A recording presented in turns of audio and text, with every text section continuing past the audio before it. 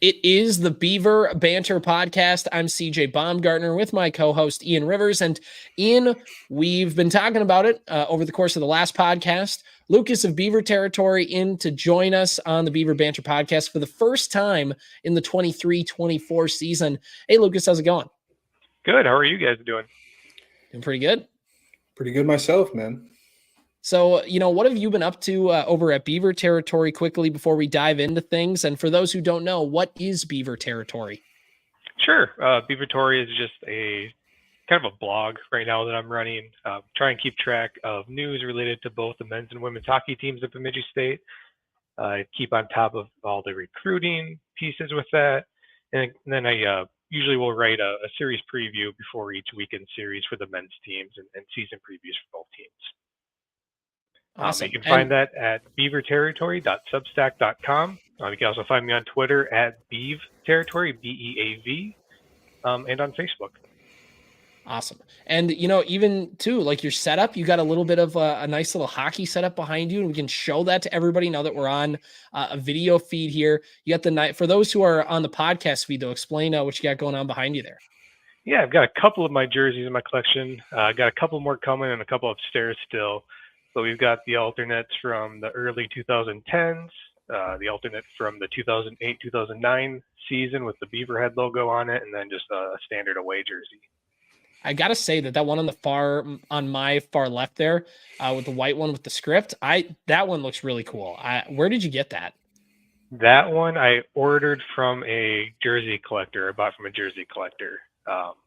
It's the only time I've been able to find that style available pretty much anywhere. So Awesome. Well, let's talk a little Beaver hockey here since we got you on and you're a hockey expert or hockey correspondent here. You've been following kind of the women's hockey team here all summer long as let's be honest, they had a really bad year last year and they got decimated by the portal and they really kind of had to build this thing back up from scratch. Lucas, what's the summer been like for BSU women's hockey and kind of what's that early season outlook been like for them? Yeah, it was kind of an uneventful summer once the transfer portal ended.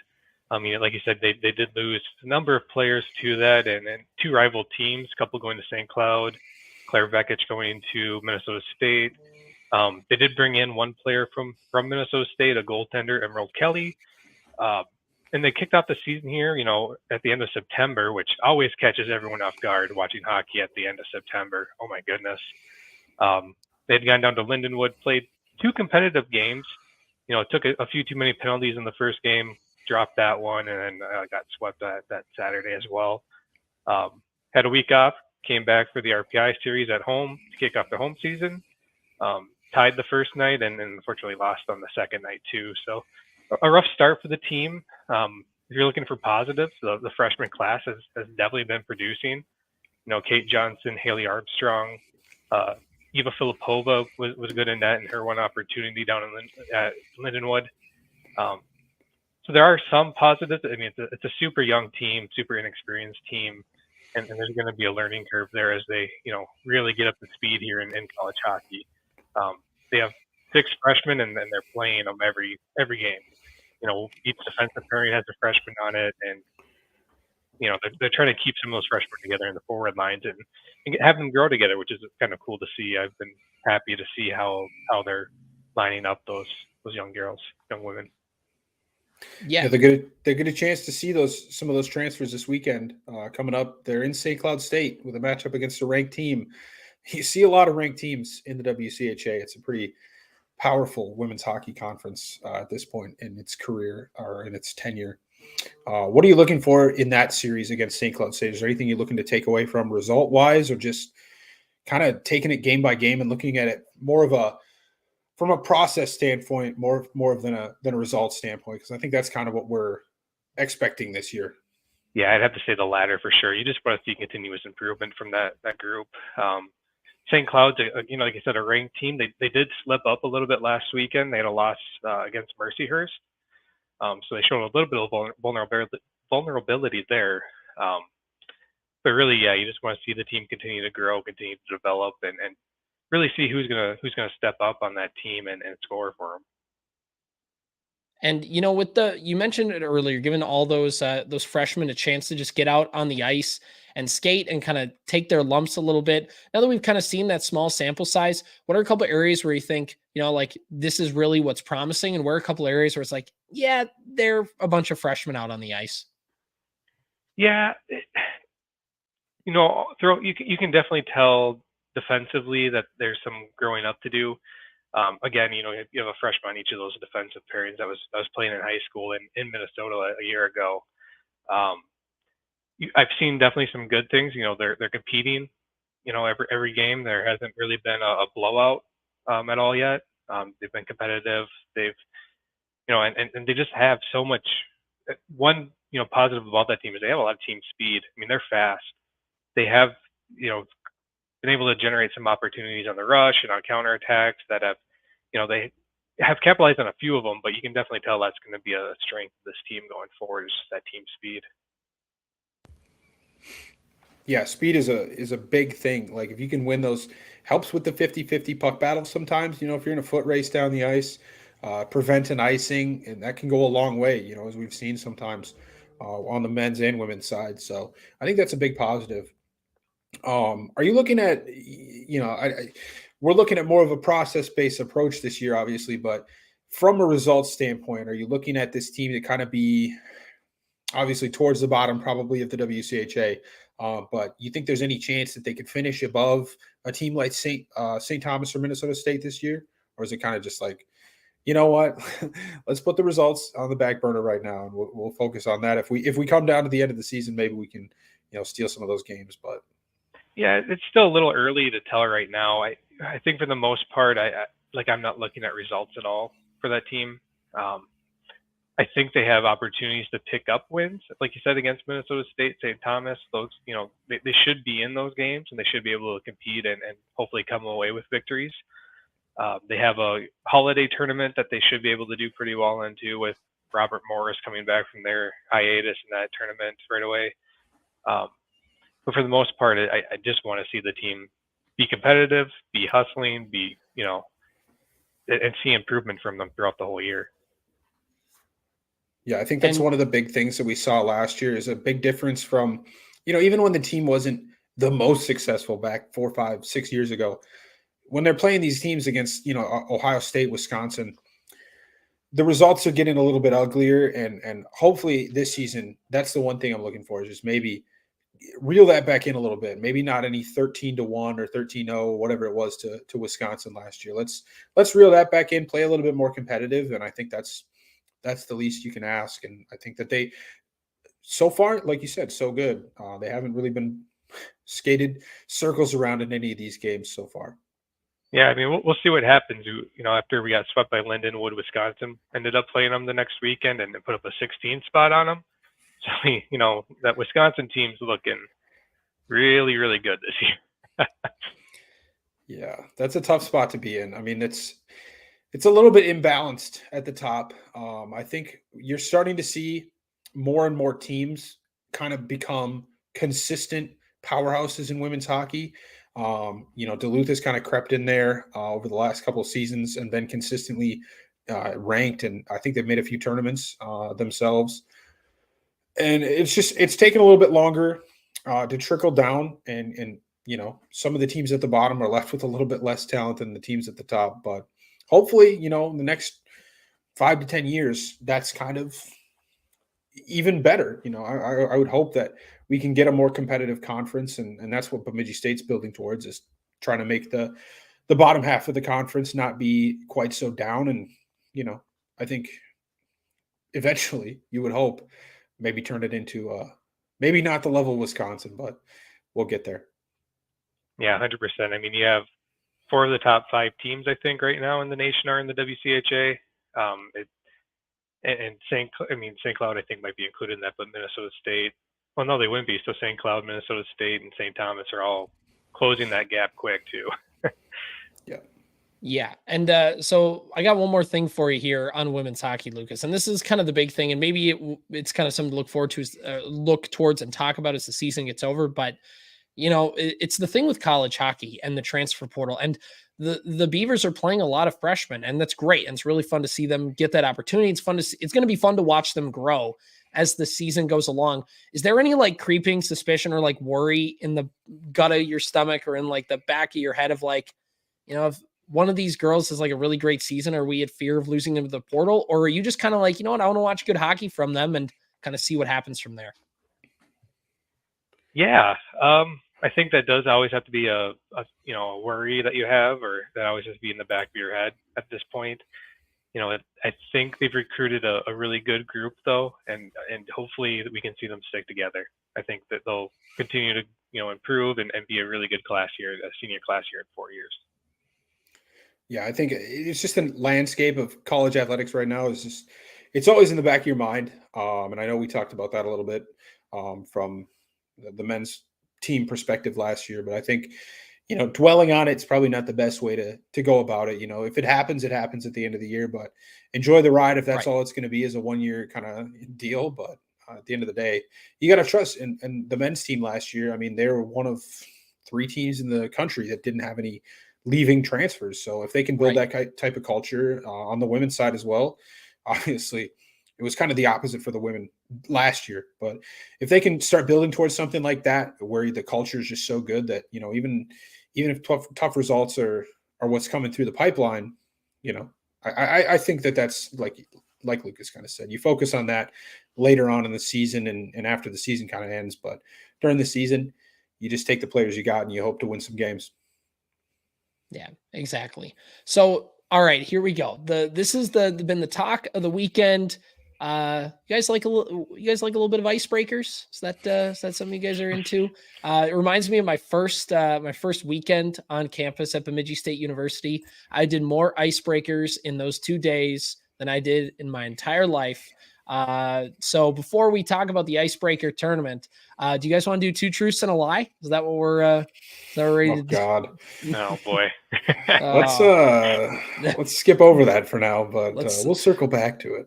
We'll circle back. Yeah, exactly. We need 2 truths and a lie. We need your major, your hometown, and one interesting fact that people might not know about you. Talk to somebody that you've never seen before. Anyway, so the icebreaker tournament's coming up. Lucas, for those who don't know, what is the icebreaker tournament, and just kind of what are your expectations? What's your excitement level for the opening weekend of men's hockey? Yeah, the Icebreaker tournament's kind of the traditional start of the college hockey season. It's actually a bit weird to see it in the second regular season weekend this year. It's a little bit different. A couple years ago, they also changed the format where it's really not a tournament anymore. It's a tournament in name only. We have 2 different host locations. Those hosts have, no opportunity to actually play each other no matter what the results are that opening weekend. In the past, that used to actually be a tournament, and next year it'll kind of go back to that format. But for this season, Bemidji State's hosting that with the University of North Dakota. They're welcoming in Army West Point in Wisconsin. Bemidji State will open on Friday night against Wisconsin and then play Army on Saturday, while Army kind of flip-flops, goes to Grand Forks first and then to Bemidji on the second day. And then Wisconsin will go to North Dakota on Saturday. I'm excited for it. It's an opportunity to play 2 teams that we haven't seen a lot of. We haven't played Wisconsin outside of a national tournament since 2012 or 2013, kind of the end year of the old WCHA. And they haven't played Army since 2007. And they've only played Army 4 times, all of them in Bemidji, all of them Bemidji wins.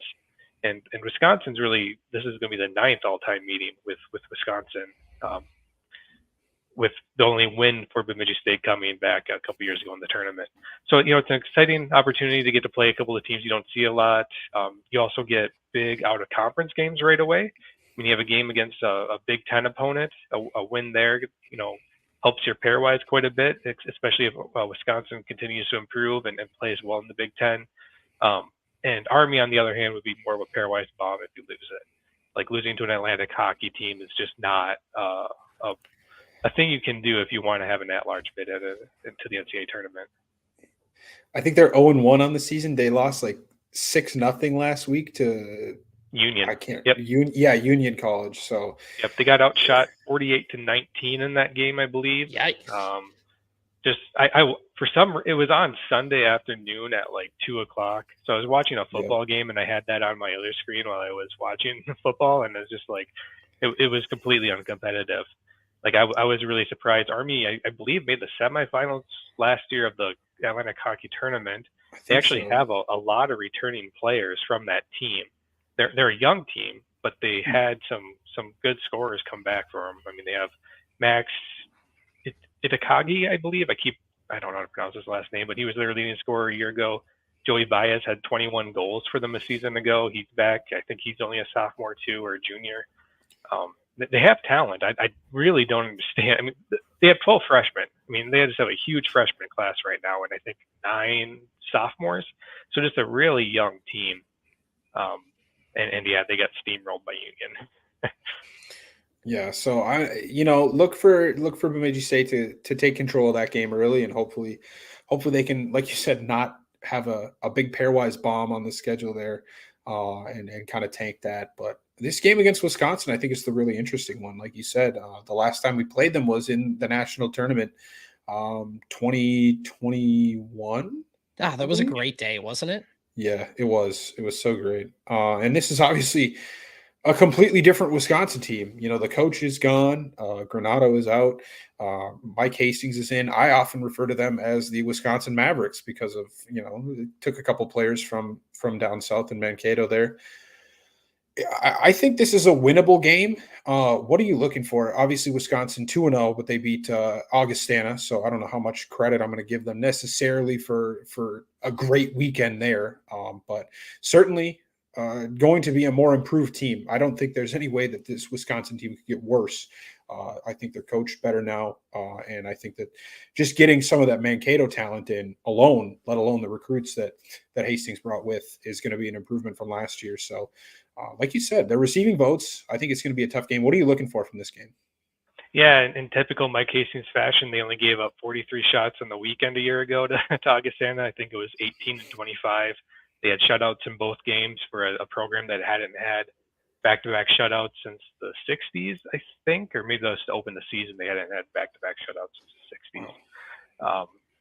Yeah, like you said, Mike Hastings brought in 3 players from his team at Minnesota State. David Filia, Christian Fitzgerald, Simon Tassi, all players that produced for him a year ago. Tassi and Fitzgerald are both sophomores now. Really talented freshman class. William Whitelaw, tons and tons of draft picks just up and down that lineup. Cruz Lucius is there. I think they scored 4 goals the first game and 3 goals the second game. They had 11 different scores players that recorded points. Really talented team. It like I said, it was Augustana, so it's hard to get a true, idea of what they're going to be this year. I know the national media sure seems to think that they're going to be much improved, and I do think they will be improved. They were bad a year ago. But I think Bemidji will provide kind of an interesting test for them too. They're coming off a fresh new D1 team, and now they're going to play a really well-structured team with some talent as well that should be able to put the puck in the back of the net against them. Both games against Augustana, I thought they started kind of slow. Like Augustana was in both of those games for the first and second periods, it seemed like, and kind of got put away late. So it'll be a good matchup. It's tons of storylines. Get to see Mike Hastings again, get to experience his whole system again. So it'll be tons of fun. The Beavers have had success against that system lately. I mean, they've, for all intents and purposes, other than a CCHA championship game, they've been really good against the Mavericks in the last 3 seasons, especially, I think. So it should be very, very interesting. I think it's refreshing to get some kind of new blood. Usually there's just like one non-conference game series where you're like, oh, somebody other than – it's like the Squidward meme where, he walks up to what do you have, Tiny? The usual, Minnesota, Duluth, North Dakota. So I think it's interesting to get to see some new teams come into the Sanford Center. Yeah, for sure. It's kind of interesting too. Usually the host of the Icebreaker teams that participate in the Icebreaker get to schedule 2 additional games. But Bemidji State didn't take advantage of that this year, so we're still going to have a 34-game slate. But there was opportunity there for another non-conference series. Like I said, we normally play North Dakota, Minnesota, Duluth, and St. Cloud. So I'm kind of curious to see how that's going to work, future years now, because we should have an open week or open non-conference slot in our schedule too. Yeah, like I kind of mentioned, it's just two conferences we don't get to play against a lot. I can't remember the last time we played an Atlantic Hockey School. I think it was Air Force in 2017. Air Force, probably. Yep. Yeah, so it's a big opportunity. And then Big Ten too. I mean, I think we played the Gophers back in like 2018 or 2017 as well, and that's kind of the last true weekend series against the school from the Big Ten. Yeah, exactly. And Lucas, I guess for those who don't know, how can people follow these games if they want to watch them? Do they got to get a subscription of some kind? Are they going to be on TV? People want to watch the Icebreaker. Where do they go to do that? Well, the Bemidji State games will be on Flow Hockey, and the North Dakota games will be on NCHC TV, which is it's unfortunate. A shame, dude. I it's hate such NCHC a shame. TV so much. I mean, NCHC TV aside, which is a problem in and of itself, just in general, having college hockey have like 5 different subscription services to watch all the different conferences. I think there's 2 conferences, or is it 3 on Flow? I know Atlantic Hockey, I think, is on Flow as well. For men's, the 2, yeah, Atlantic Hockey and CCHA. Yes. And then Big Ten Plus, or you have to have Big Ten Network for most of the Big Ten games, NCHC TV, and I don't remember what you have to do to watch Hockey East, but I know ESPN Plus ESPN has. Plus, yeah, for is both that Hockey Hockey East and too? ECAC. Yep. Okay, so there's 4. It's just you're paying out the wazoo to watch all these college hockey games. It's really unfortunate. And you brought up too that the Beavers have 3 games against NCHC opponents across 3 different months. So it's like it's so painful that you can't just get a subscription for a month and then cancel it. Fortunately, the St. Cloud series will be on Fox 9 Plus. So if you have Fox 9 Plus, at least you can watch that one St. Cloud game there. There you go. All right. And let's take a step back from the Icebreaker tournament. Let's look at the season as a whole. What are your expectations, Lucas, of Bemidji State men's hockey, whether it's CCHA or otherwise? I mean, this is a team that, like we talked about, nobody left from the portal, but there's a little bit of intrigue in some of the incoming players. Yeah, for sure. I mean, I don't know if it's just the Rube in me or what, but as the closer we get to the season starting, the more hyped I am about this team. I was thinking maybe about a month ago, I'm like, well, they should be able to maybe compete for home ice, kind of be in that 5-4 slot again as they were a year ago. And now it's like, I do think Michigan Tech and Northern Michigan are probably the favorites in the CCHA, but Bemidji State's right behind them. Like you said, a really good, talented freshman class. Excited to see what those guys do. We saw a little bit of that in the exhibition against the Gophers. I mean, Eric Polkamp, you can tell, belongs on starting and playing big minutes for a team in college hockey. He was, really was able to showcase his skating ability and created some good offensive chances throughout the game. Leighton Road, returns again for his sophomore year. Really excited to see what he can do, building upon his great freshman season. And yeah, this team is a lot, I'm starting to think that this team has a lot more talent than what I was giving them credit for even a couple of months ago. We can talk about Liam Engstrom if you guys want and the hit that he had in the Gopher game. Go ahead, but man. even throughout that exhibition, I thought he played really well.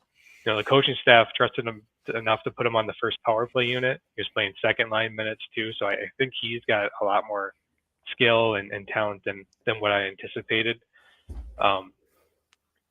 Yeah, and Matthias Scholl made a huge save in that exhibition. Like I'm excited to see how he rebounds from kind of a disappointing second half to the season a year ago. Yeah. I think I took a little, it's positives and negatives from an exhibition, and it's kind of like we talked about with the Augustana thing. It's an exhibition. How I don't think Minnesota was taking it quite as seriously until that second period. Either that or, man, the backup goalies for Bemidji State really are just that, much of a negative. I don't know. I don't think it was that bad, but there was a lot of positives to take away from the game. And like you said, the Engstrom hit, the more you look at it, and I think the more time that passes, I don't think it was really that bad. I think that the main thing is like, it's an exhibition. We know what you're trying to do. You're a freshman, you're incoming, you're trying to make a statement against a really good team in Minnesota. And, that's the tough part is it's kind of just, you don't want to see it in an exhibition, But at the same time, it's hockey, man. You got to keep your head up, keep your head on a swivel. So there's two sides to that coin, and I think it's not quite as black and white as some of the Gopher fans on the internet made it seem that evening. Yeah, not just the Gopher fans, but Bob Moskow too called it dirty, and I just don't think Yeah, it's a dirty play. Even I went back and kind of watched that shift a few more times, and Engstrom gets hit hard by Oliver Moore like 30 seconds before that on that same shift. They have the puck in their own zone, they get a breakout, kind of get a scoring chance in the rush, and then coming back is when he just lines Nevers up. And like you said, it's an exhibition. There's really no place for that. But you're going to see that hit pretty much every weekend of the college hockey season. Like in one of the weekend series, someone's going to hit someone like that. The issue obviously is the elbow got extended a little bit, and just because of the way Nevers kind of ducked his head and cut in, it made contact with the head. And 5 minutes in the game misconduct, completely the right call. Again, no place for that in an exhibition game, in my opinion. And even it's going to be a borderline penalty even in the regular season for sure. I mean, refs are going to be watching for that type of hit. It really doesn't belong in the game anymore, but it wasn't nearly as dirty or blatant as other people were saying on social media. yeah, and I think you take that hit out, and like you said, there's a lot of good that you saw from Engstrom, and so that's just another freshman that you bring in alongside Polkamp, and hopefully this freshman class can be yet another stepping stone, because I think last year's freshman class, they showed some flashes, and of course they brought in Leighton Road. So, and I mean, from the second he stepped on the ice, that first goal he scored against Michigan Tech, I was like, this guy is faster than a lot of people on the team, and who I have never heard his name before. So if we can get some more players like Leighton on this team, I think we'll be better for it. And I think, Polkamp is going to be the guy. I don't know if you know anything about it. Do you have any inclination as to what the D pairings are going to look like this year? It's tough to tell. I was hoping to learn a little bit more about that in the exhibition, but with Will Magnuson not playing, you think he's going to slot into either that first or second pairing. I think they went with Wolf on the first one and Polkamp on the second one with, I think, Tony Fulmer. So, Yeah, I think so. if they do that, or if they put Magnuson along Polkamp and have Fulmer and someone on the third pairing, that's a deep defensive core, though. I'm excited to watch all those guys. Those freshmen from a year ago all got a lot of experience playing, kind of rotating through that sixth and seventh spot.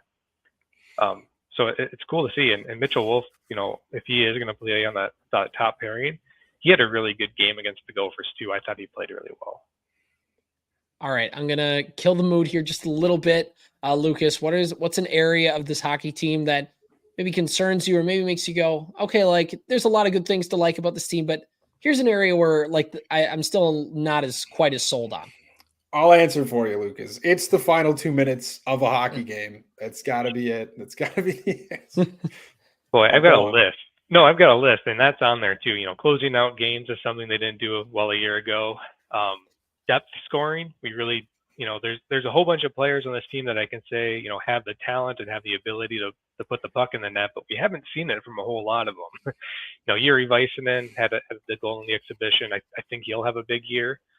Adam Fleming is a guy that can definitely step up and score. Alexander Lundman, Jakub Lewandowski.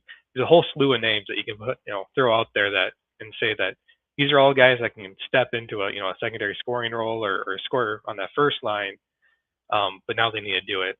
I do think Carter Jones is in line for a big year. The fifth year coming back, he should play some big minutes alongside some talent. Eric Martin's kind of in that group too, where he had a season and ended early due to injury last year.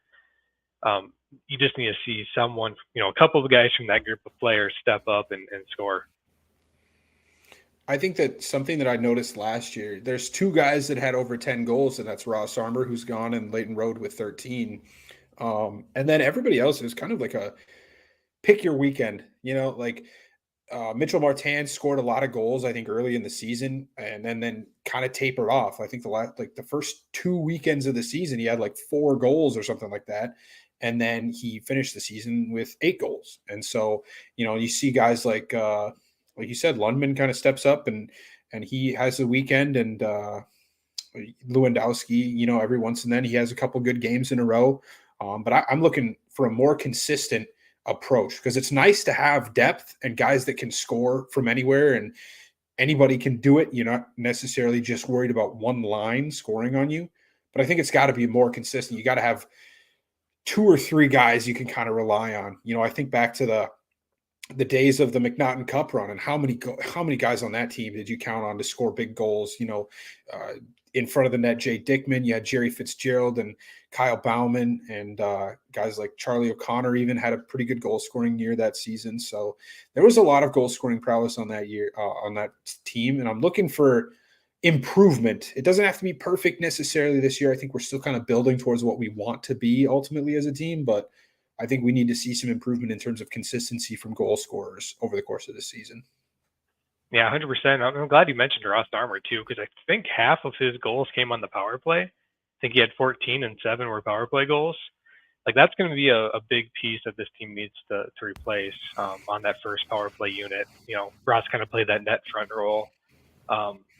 Jackson Judding certainly can play that position. I feel like that's a perfect spot for Jakub Lewandowski too, just to put his 6'4", 225 body out there and let him, screen the goalie and get those deflections and just really play that kind of net front role.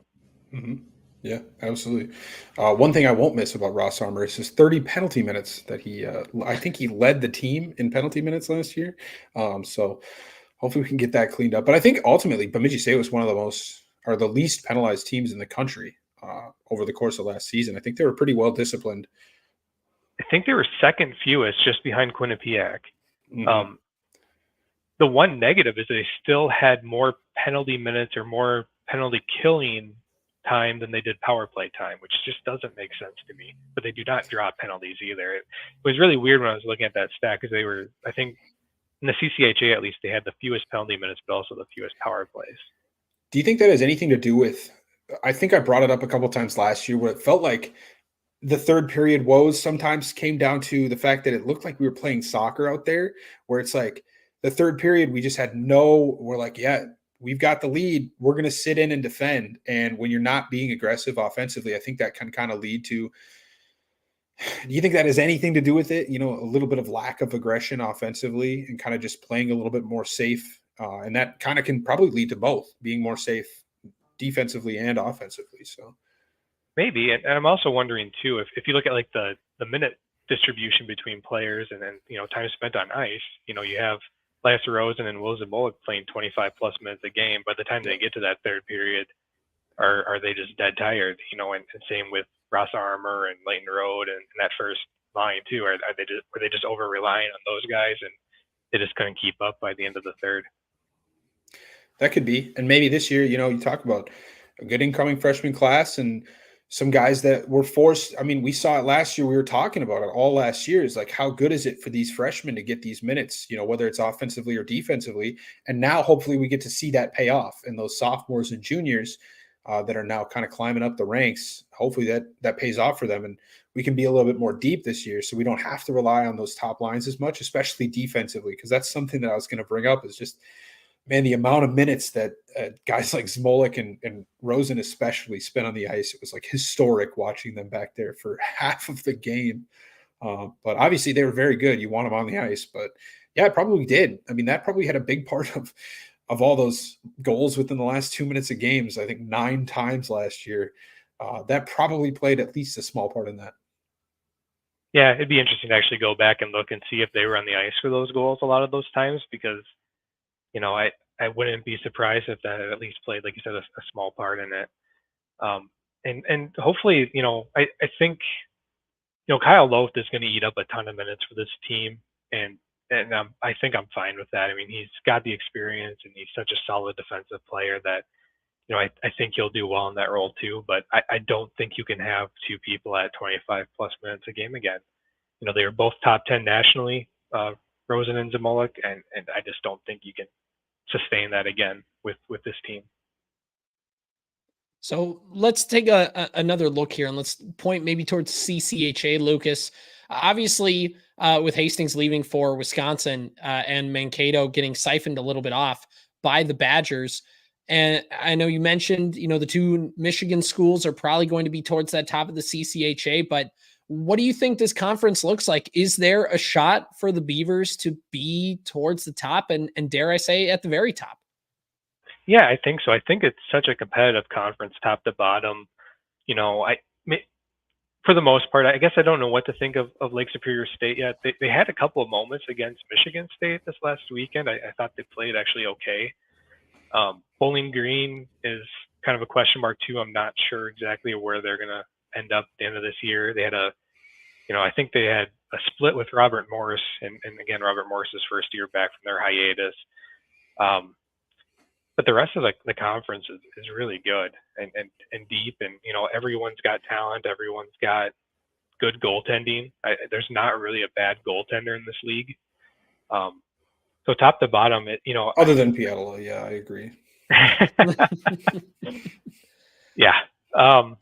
Yeah, I don't know, 48 saves on 50 shots or whatever he had against Minnesota Duluth right. in that Hall of Fame right. game was ridiculous too. So, but yeah, I mean, it's such a deep conference now, and everyone. I mean, there's so much parity. It's so hard to predict.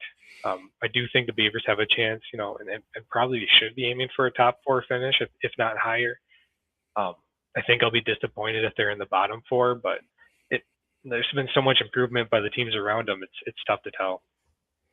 Well, I think especially if it happens like it did last year, where you go into Christmas break and you're top of the conference, and then you go into the last game of the season, and obviously injuries just ravaged this team, like we talked about at the end of last season, and that did not help at all. But if we're kind of fighting our way through, I think middle of the pack is probably, I would say, anywhere between 2nd and 5th is a realistic expectation to have for this team. Probably 3rd or 4th is what I would say if I had to put money on the line. But yeah, I think St. Thomas, they had a really good opening weekend. I really think that they scare me a little bit more than I wanted to give them credit for. A really good series against St. Cloud State in what I believe was a home and home.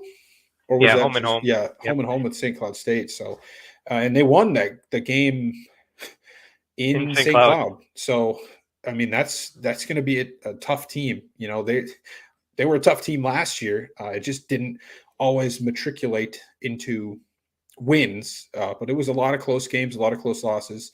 And like you said, I mean, even the bottom teams in the conference, which are probably projected to be Lake Superior State and Ferris State, they're not easy weekends, especially if you go on the road. I mean, the Beavers dropped plenty of points against both of those teams last year. So, like you said, I think it's a competitive conference. I think there's definitely a gap and there's an opportunity to go and win this league. Michigan Tech looks really good. It's going to be tough to beat them, but we'll see. We'll see where the season takes us. It's never quite as easy as looking at it preseason and just saying, yeah, this is definitely what's going to happen. Obviously, there's stuff that goes into it every year. Yeah, I mean, that's why we play 34 games. You can say whatever you want right now, but we'll see where everything falls in March, and hopefully the Beavers are near the top. And here's my final CCHA related question, Lucas. What do you see with Mankato this year? Do you see them falling off? Do you see them kind of staying about where they're at? What is kind of the roller coaster that's going on down in the southern part of Minnesota? I'll say that they're going to fall off purely because I don't think they're finishing first. and that would be, I guess, anything other than first is technically a fall off. But I also don't see them, imploding or anything like that. I mean, they have so much. They have good players still. They brought in a couple of good players out of the transfer portal, and they're going to get better again. Their recruiting classes that they're starting to build here are really, really good too. So, for this season, I kind of expect them the same ballpark as Bemidji, I guess, kind of that 4th, 5th. Maybe they drop down to 6. Maybe St. Thomas does pass them, but I don't think the world isn't imploding around them or anything. Like they're going to be fine. I compare them as a Charger fan to the Kansas City Chiefs. Like, until I see them fall off, I'm not going to predict a fall off. They've got such a 10-year plus, and obviously it's a lot different, but they've got a lot of good structure around that community and that program. So I'm going to, like you said, I don't think they're going to completely implode, barring a couple major injuries or something weird happening. during the season. But yeah, I think they have a chance to finish top 4. I think they could definitely surprise people just because of the fact that people are probably so low on them this year. If they come out and have a top 3 finish, I wouldn't necessarily be shocked by it just because of the nature of who the Mavericks are. I think they lost their exhibition against their fellow Mavericks from Omaha. That was in Mankato, I believe. So, but again, it's an Yeah, exhibition. How much are you really going to take from that? yeah, they lost it 1-0 on just kind of a fluky late third period goal against a third string goaltender. Like I it, think they outshot yep, them like shot them crazy too. So 38-13 or something like that. Yeah, I mean yeah, it was a game that they should have won, but that's that's hockey. hockey. Yep. Lucas, any other observations that you have for Beaver hockey coming into the season? Anything that you want to get off your chest while we got you on here? I think we covered most of it. I'm trying to think if I had any other big hot takes, but I really don't think so. I mean, I'm excited for the Icebreaker. I think that's a great opportunity for the community. Really have a good opportunity to pack the Sanford Center and get people in the stands and see some good hockey this weekend. So I'm just pumped for that. Yeah, Ian's actually going to the Icebreaker. So, what's Same your here. expectations for that, Ian? I'm expecting a lot of fun. I think we're gonna light up the city of Bemidji, and it's gonna be awesome. This will be my first time in the Sanford Center. The last time I was there was the weekend before. It was the last regular season game series against Mankato before COVID like shut the whole thing down. That was a super fun atmosphere. I think they came in down 4 points on the weekend or something like that. They won Friday and everybody was super pumped, and they came out and lost Friday or Saturday night and couldn't win the conference overall. But still a super, super fun atmosphere that weekend. So I'm hoping this is more of the same. Yeah, I was there for that Mankato game too, and it felt like the old WCHA days. Yes, the opening the Sanford Center, just packed, just great atmosphere. And like you said, I hope that's what it's like again this weekend. Yeah, exactly. And Lucas, one of my last questions for you is, and we've talked about this last year, but I think it's worth talking about again because we're another year into the podcast and you're another year into doing the great work you do at Beaver Territory. We've always talked about building that community of Beaver fans and trying to get everybody together because it feels like there's Mankato fans talking all the time. Feels like there's St. Cloud State, obviously the Gophers. We're trying to kind of build this coalition of Beaver fans together. How do you think that 1 year later that's going, and kind of what's your mission over at Beaver Territory to kind of help get all those BSU guys together? Yeah, I think it's been I think it's been good. I think we've been seeing a lot more interactions from just Bemidji State fans in general, across all different sports and through all different social media platforms. It's been really cool interacting with, people I either went to school with or, that were on the hockey teams back in the day, talking to them on Twitter or, it's just been really fun seeing everyone get excited about these different sport teams and how much success that we're starting to see Bemidji State teams have now. And, hockey teams are still extremely popular, but not having that success quite yet. So it'd be awesome to, see that and continue to see that community grow around it. Yeah, honestly, I mean, and you know what? Success breeds success. And I think that other programs having success is only a benefit towards the hockey and every other sport that's struggled. I mean, I think it's attributed. Volleyball's having a pretty good season this year, comparatively speaking, at least.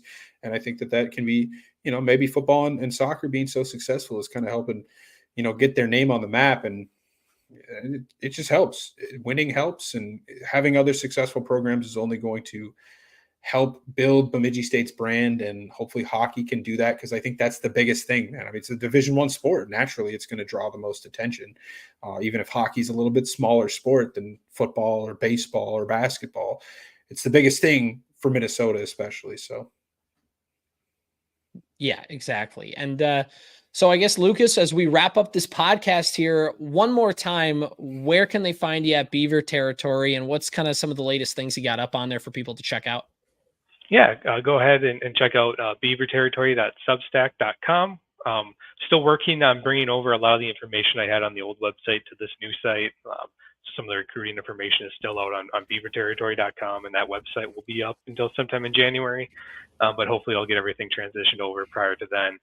Otherwise, follow me on Twitter at Beav Territory, BEAV Territory. I try and tweet out fun little statistics that I get out of.